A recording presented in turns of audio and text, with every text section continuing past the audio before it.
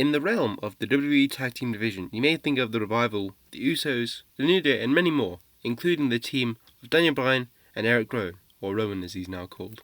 Yet, considering the same question for NXT, you may think of the Undisputed Era, Breezango, well, soon enough, the Forgotten Sons, and of course, the current Tag Team Champions, Montez Ford and Angelo Dawkins, the Street Profits. The 1st of July edition of Raw saw the introduction of these two to the main roster, leading us to the question, who'd be their first big rivals?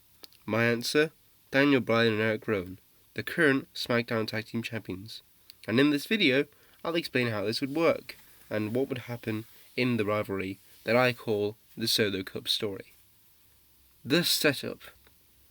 Now, of course, with the Street Profits currently being NXT Tag Team Champions, that means that this could either be a promotion of the pair in a lead to a main roster run, or a loss of the NXT belts to allow for a SmackDown Tag Title rivalry, as the carrying over of an NXT belt isn't really approved considering Asuka and Paige's loss of their women's titles, and the Viking Raiders relinquishing their belts.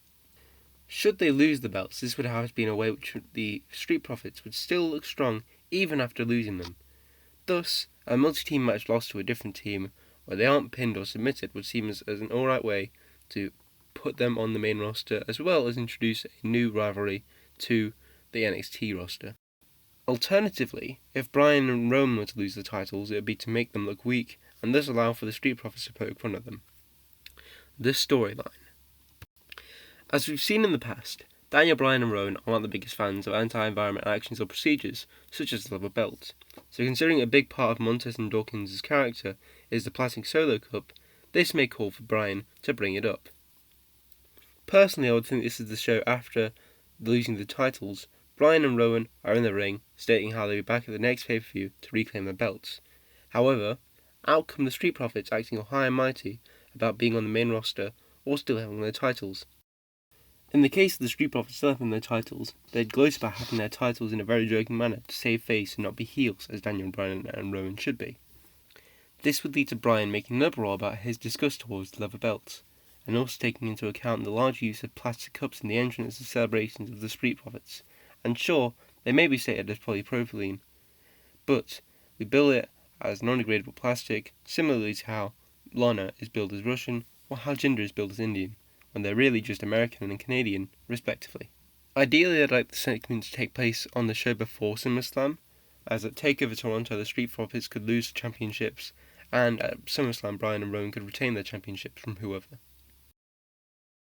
The matches. The storyline will start with a simple tag team match between the two.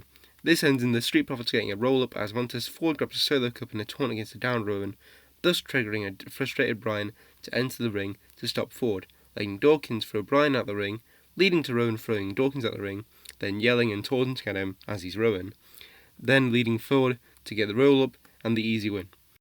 On the SmackDown after SummerSlam, the Street Profits make their official debut, beating a somewhat low-down tag team. Afterwards, Bryan and Rowan come out sniggering, asking if something's missing, this being their title belts, and now the roles are reversed now. They return to the back laughing, however now there is another tag team match set up for next week of the Street Profits again versus Rowan and Bryan in another non-title match.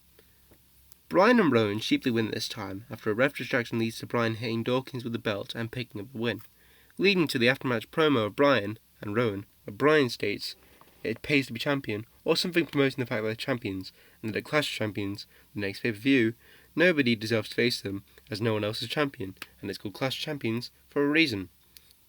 This prompts a 2 out of 3 falls match on the next show, fitting the commercial structure and ending with a small saga of non-title matches at a peak, where if the Street Profits win, they get a title match at Clash of Champions. Of course, Dawkins and Ford win, winning 2-1 after Rowan gets caught hitting Dawkins with the belt to give away the first fall, to which they easily gain the second fall, and in a hard-fought effort, Ford pins Bryan and wins the match, setting up the match in 2 weeks' time at Clash of Champions. The next 2 shows feature 1 match each for this rivalry, with Bryan and Rowan taking on Heavy Machinery, and the Street Profits taking on the B Team, with Bryan and Rowan stating after the match that Street Profits will be the B Team on Sunday after they beat them. The finish. Personally, I would finish this for win for the Street Profits at Clash Champions and winning in the rematch of the pay-per-view in October, which is yet to be announced. This will set up a nice storyline hopefully, with the Revival, versus the Street Profits, where the Revival would detest the fun, party attitude that the Street Profits have. The Street Profits also win this, beginning the exit trail for the Revival, whose contracts expire in April of next year, reportedly. Evaluation! A strength of this way to conduct this rivalry is the smooth and easy flow it has to it, allowing everything to still fall in place and not leave anything really gapped out, or anything that has like a blank spot, like the tag team divisions, currently, where there is no real contender to the Revival right now, and no real contender to Daniel Bryan and Rowan.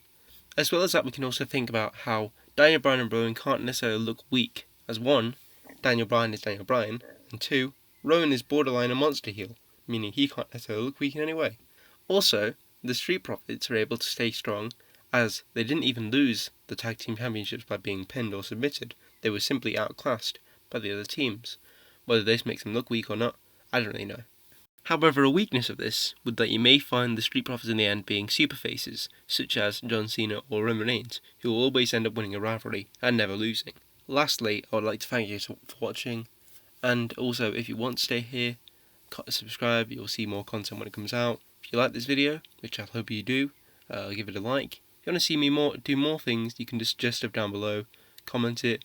I've spent a while recording this because I didn't just stutter a lot. So yeah, I mean I don't necessarily stutter a lot. It's just a mess of my words a lot. So yeah, that's about it then. I think next I probably want to do something involving like maybe the women's division or like how I would have booked, because like I would have easily booked the women's division or the women's triple threat much better. But then I mean I don't know. I'm not really I've been professional bookie yet, am I? I would like to be, honestly. It's just yeah. This is the first video I'm really doing in this format where I'm just recording the audio beforehand and then getting the stuff just putting it afterwards. It's weird, but I enjoy it because hopefully there's nothing really too bad here. So yeah, see ya.